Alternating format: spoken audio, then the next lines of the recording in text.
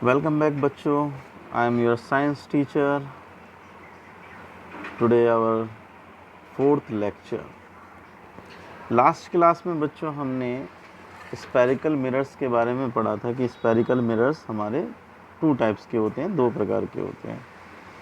एक concave mirror, एक convex mirror, अवतल दर्पण, उत्तल दर्पण। तो आज हम इससे रिलेटेड कुछ डेफिनेशंस हैं जो हमें करनी है। तो सबसे पहले ये जो डेफिनेशंस हैं, जब तक आप इन्हें याद नहीं करोगे बच्चों, समझ नहीं पाओगे, तब तक आप जो हैं आगे की लेक्चर्स को समझ नहीं पाओगे। देखिए, जैसे कि आप ये देख पा रहे हैं कि ये आपका जो है, ये जो है आपका, ये आपका कॉन्वेक्स मिरर है और ये जो है आपका कॉनकेव मिरर है। तो सबसे पहले बच्चों हम लोगों को जो है कुछ डेफिनेशंस हम बता रहे हैं। जैसे पहली डेफिनेशन हमारी है वक्रता केंद्र। वक्रता केंद्र, सेंटर ऑफ कर्वेचर। तो सेंटर ऑफ कर्वेचर होता क्या है? क्योंकि लास्ट क्लास में आपने समझा था कि जो गोलीय दर्पण होते हैं, स्फेरिकल मिरर्स होते हैं, ये होलो स्फेरिकल ग्लासेस से बनाए जाते हैं। जैसा कि आप देख पा रहे हैं कि ये अवतल दर्पण कॉनकेव मिरर जो है, ये मैंने आपको बताया था कि ये इस तरह से आपका एक होलो स्फेरिकल मिरर होता है, ग्लास होता है, जिसको इस तरह से इसके एक पार्ट को काट कर बनाया जाता है और इस पर जो है इधर पॉलिश कर दी जाती है। तो आप सभी जानते हैं कि जो स्पेयर्स होते हैं, स्पेयर का एक सेंटर होता है। तो इसी तरह से अगर हम इसको यहाँ पर पूरा बढ़ा दें तो इसका भी एक सेंटर होगा। तो इस सेंटर को ही हम लोग सेंटर ऑफ कर्वेचर या वक्रता केंद्र कहते हैं। तो इसकी डेफिनेशन हुई कि जिस कांच के खोखले गोले के केंद्र जो जिस दर्पण का भाग होता है, वक्रता केंद्र कहलाता है। इसको बच्चों हम लोग सी से डिनोट करते हैं, सी से। इंग्लिश में अगर इसकी डेफिनेशन कहेंगे तो a centre of a hollow spherical glass is the part of a mirror is called centre of curvature. Okay बच्चों, तो ये हमारा जो होता है इसे हम सी से डिनोट करते हैं। आगे अगली डेफिनेशन पर चलते हैं हम लोग। हमारी अगली जो डेफिनेशन है वो क्या है? अगली डेफिनेशन पर सबसे पहले हम लोग बढ़ते हैं ध्रुव, जिसे हम पोल कहते हैं। आप इस फिगर में देख पा रहे हैं कि जो ये P लिखा है आपका, ये पार्ट जो है आपका P फॉर पोल। तो किसी भी मिरर का जो मिड पॉइंट होता है, बीच का पॉइंट होता है, मध्य बिंदु, मिड पॉइंट, जो मिड पॉइंट होता है आपका, उसे हम लोग मिड पॉइंट को ही हम लोग या सेंटर को मिड पॉइंट कह लीजिए या सेंटर कह लीजिए, इसी को ही हम लोग ध्रुव कहते हैं। इसको हम P से डिनोट करते हैं बच्चों, P। अगला टॉपिक है हमारा वक्रता त्रिज्या, जिसे इंग्लिश में रेडियस ऑफ कर्वेचर कहते हैं। रेडियस का मतलब तो आप सभी जानते होंगे कि जो भी हमारे सर्कल या स्फीयर्स होते हैं, सेंटर से उसके सर्कमफेरेंस तक की जो डिस्टेंस होती है, आउटर लेयर तक की जो डिस्टेंस होती है, उसको हम रेडियस कहते हैं। क्योंकि मैंने अभी आपको बताया कि भाई ये जो आपके हैं ये एक होलो स्फीयर से बने हैं। तो भाई इनका भी एक सेंटर होता है, तो सेंटर से आउटर पार्ट तक का जो डिस्टेंस होगा, लेंथ होगी, उसको ही हम लोग क्या कहेंगे, रेडियस ऑफ कर्वेचर। मतलब सी से और पी तक की जो डिस्टेंस होगी वो आपकी रेडियस ऑफ कर्वेचर होगी। मतलब हम इसको आर से शो करते हैं, कैपिटल आर से। द डिस्टेंस या द लेंथ भी बोल सकते हैं आप, डिस्टेंस भी बोल सकते हैं, between pole and centre of curvature is called radius of curvature. अगला टॉपिक है बच्चों हमारा मुख्य अक्ष।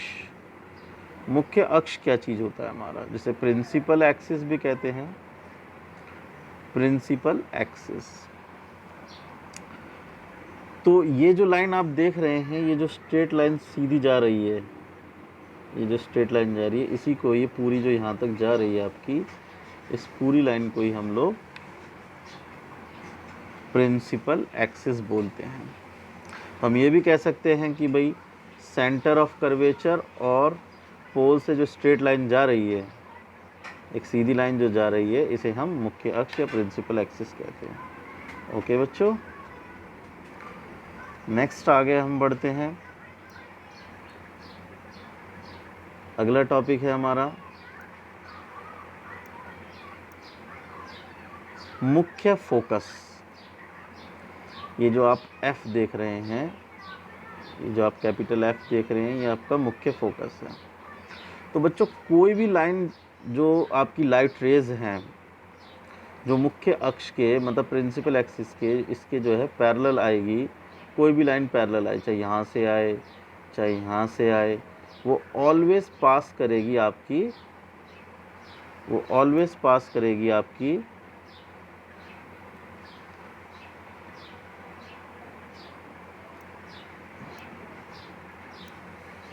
ये जो आपकी ये है, ये प्रिंसिपल एक्सिस है। सॉरी, दोबारा से रिपीट कर रहा हूँ मैं। कोई भी लाइट रेज जो आपकी प्रिंसिपल एक्सिस के पैरेलल आएगी, तो वो ऑलवेज आपकी जो होगी बच्चों, वो F से ही पास करेगी, चाहे वो यहाँ से आए चाहे नीचे से आए, वो ऑलवेज आपकी जो है यहीं से पास करेगी।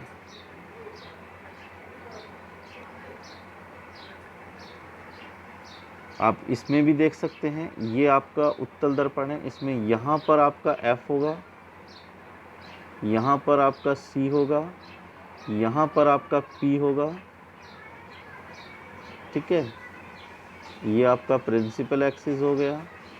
तो जैसे कि आप देख पा रहे हैं कि ये इसमें दो लाइन दिख रही है, एक ऊपर एक नीचे, क्योंकि इधर पॉलिश हो रही है, इधर जा नहीं सकती है, इसलिए ये इसी के पाथ पर ऊपर की तरफ आगे बढ़ जाती है।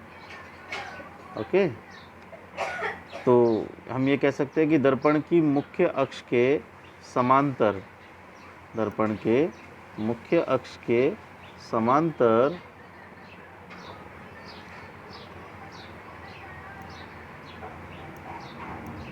मुख्य अक्ष के समांतर आने वाली प्रकाश किरणें परावर्तन के पश्चात, मतलब रिफ्लेक्ट होने के बाद, जिस बिंदु पर काटती है मुख्य अक्ष को, इसको, जिसको जहाँ पर यहीं काट रही है ये, तो यही यहाँ पर काट रही है इसे, तो यही आपका मुख्य फोकस कहलाता है। इसको बच्चों हम कैपिटल F से शो करते हैं, ये आपका कैपिटल F से होता है। The point on the principal axis where all the parallel lines या parallel rays meet after reflection। Okay बच्चों, नेक्स्ट टॉपिक पे बढ़ते हैं हम लोग अपने। हमारा नेक्स्ट टॉपिक है, नेक्स्ट टॉपिक है हमारा फोकस दूरी, जिसे हम फोकल लेंथ भी कहते हैं। तो F और P के बीच की जो डिस्टेंस होगी, इसे हम लोग फोकल लेंथ कहेंगे, इस डिस्टेंस को, पूरे को। इसको बच्चों स्मॉल f से शो किया जाता है, ठीक है। इसमें एक चीज़ और समझ गए होंगे आप, तो इसमें एक चीज़ और आपको ध्यान रखनी है कि जो रेडियस ऑफ कर्वेचर है r, वो ऑलवेज ट्वाइस होती है फोकल लेंथ की। अगर ये आपकी, अगर r आपका 40 है, 40 सेंटीमीटर है, तो एफ आपका हो जाएगा r/2 इजिकल टू 40/2 20 सेंटीमीटर।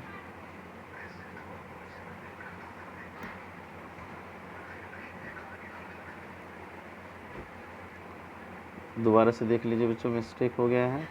अगर आपका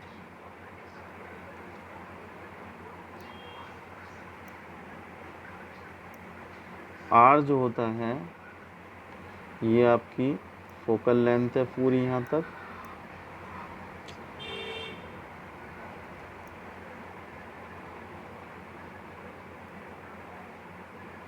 ये आपकी फोकल लेंथ है पूरी आपकी यहाँ तक R, ये यहाँ से लेके यहाँ तक आपकी पूरी फोकल लेंथ है F, इसमें फोकल लेंथ हो गई यहाँ से यहाँ तक आपकी F। तो R जो होता है वो ट्वाइस होता है, माने 2 गुना होता है F का। अगर आपका R 40 सेंटीमीटर है तो F निकालने के लिए फॉर्मूला बन जाएगा F इजगल टू R/2। तो 40/2 20 सेंटीमीटर। ओके बच्चों, तो ये आपको जो है होमवर्क करना है। अपनी फेयर नोटबुक, जो भी आपने नोटबुक बनाई हो पुरानी, ये सब चीज़ नोट कर कर आपको चलनी है पहले से ही, ताकि आगे आपको प्रॉब्लम ना हो। और मुझे यही वर्क जो है आपको इवनिंग में चेक कराना है। जितने आपके आज 4th लेक्चर हो गए हैं, तो चारों लेक्चर का आप काम कंप्लीट करते हुए चलिए। Thank you all of you. घर पर रहिए, सुरक्षित रहिए।